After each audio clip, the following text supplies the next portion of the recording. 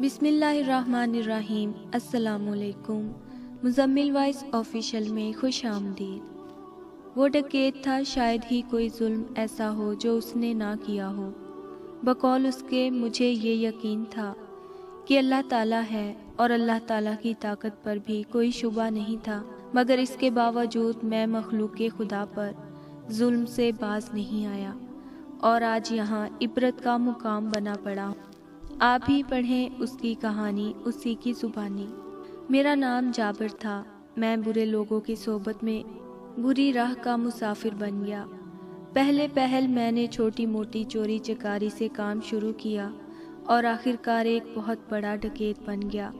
پھر میں نے اپنی ایک گینگ بنا لی۔ نہ صرف میں بلکہ میرے ساتھی بھی دوران واردات لوگوں پر ظلم کرنے کے علاوہ معصوم لڑکیوں اور عورتوں کی عزت تک پامال کر دیتے تھے۔ بے حساب لڑکیوں کو ان کے بھائیوں اور والدین کے سامنے زیادتی کا نشانہ بنایا۔ بہت سے بھائی اور باپ اپنی بیٹیوں، بیویوں، بہنوں کی عزت بچاتے ہوئے موت کی آغوش میں جا سوئے، مگر اس کے باوجود بھی ان کی بیٹیوں کی عزت لٹ گئی۔ میرا آخری جرم ایک امام مسجد کے گھر ڈکیتی تھی۔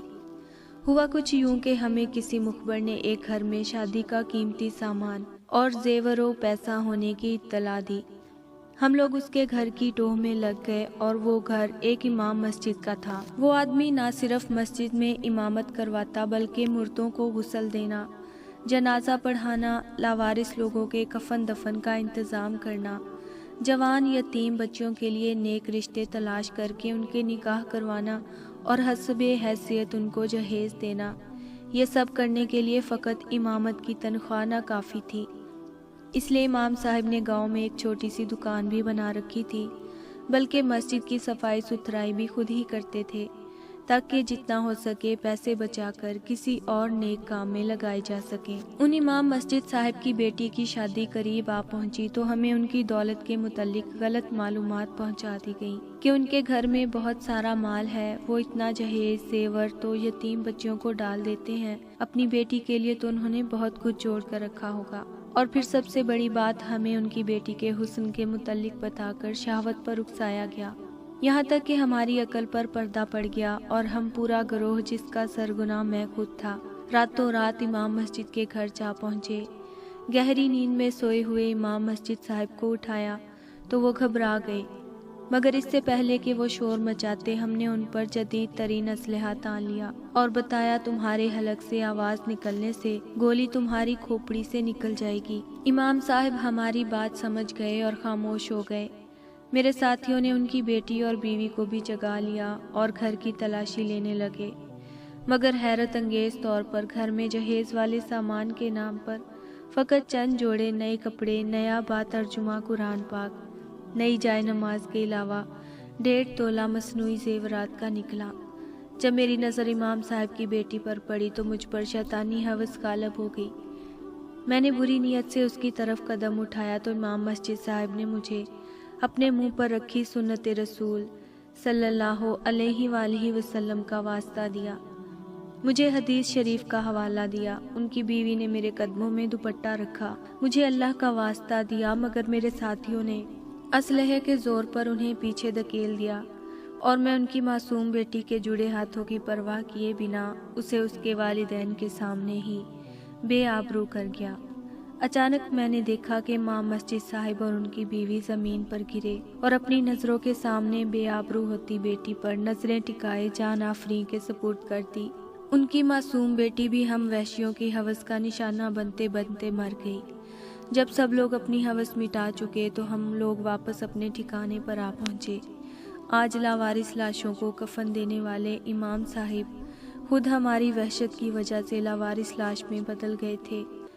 دوسری طرف اللہ تعالیٰ کی طرف سے ہماری لگامیں کھینچ لی گئیں۔ ہمارے گروہ کے آپس میں اختلاف بن گئے، ہم نے ایک دوسرے کے ساتھیوں کو قتل کرنا شروع کر دیا، یہاں تک میں اکیلا بچ گیا۔ مگر ایک رات میں کچھ اسلحہ اور بارود لے کر جا رہا تھا کہ وہ راستے میں پھٹ گیا، جس سے میرا سارا وجود چھلنی ہو گیا، میری آنکھوں کی بینائی چلی گئی۔ میں 2 دن تک بھوکا پیاسا، درد و تکلیف کی شدت سے گزرتا رہا اور اندازے سے ادھر ادھر جسم گھسیٹ کر چلتا رہا۔ 2 दिन बाद मैं पानी की एक नाली में गिरा और पानी पीना शुरू किया।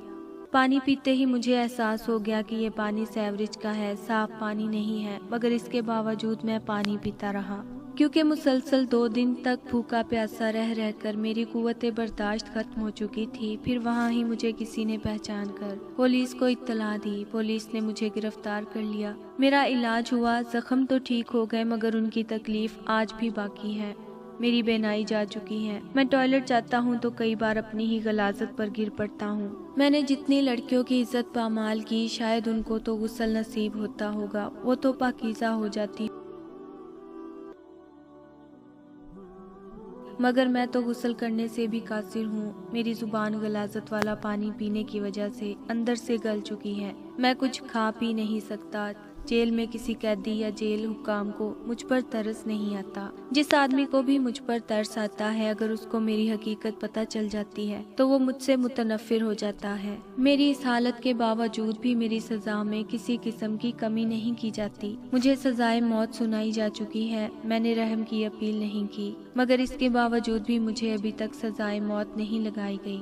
मैं सजाए मौत का वो वाहिद कैदी हूँ जो भीख में मौत मांगता हूँ, मगर मुझे मौत नहीं आती।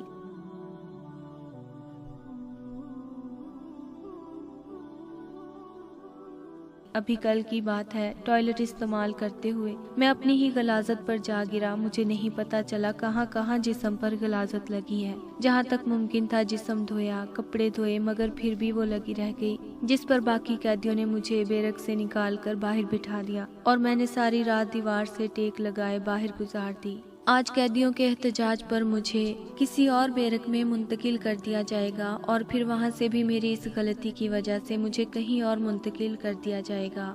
आज मुझे इमाम साहिब की सुनाई हुई अहादीस याद आती हैं, तो मैं सोचता हूँ कि पता नहीं मैं मुसलमान हूँ भी या नहीं, पता नहीं मुझे रोज़े महशर शफाअत रसूल सल्लल्लाहु अलैहि वसल्लम भी नसीब होगी या नहीं। मगर इन सब बातों के बावजूद भी मुझे जिंदगी नहीं चाहिए। मैं मौत का तलबगार हूँ और इस बात की तस्दीक करता हूँ कि जुल्म का बदला होता है, इलाज नहीं।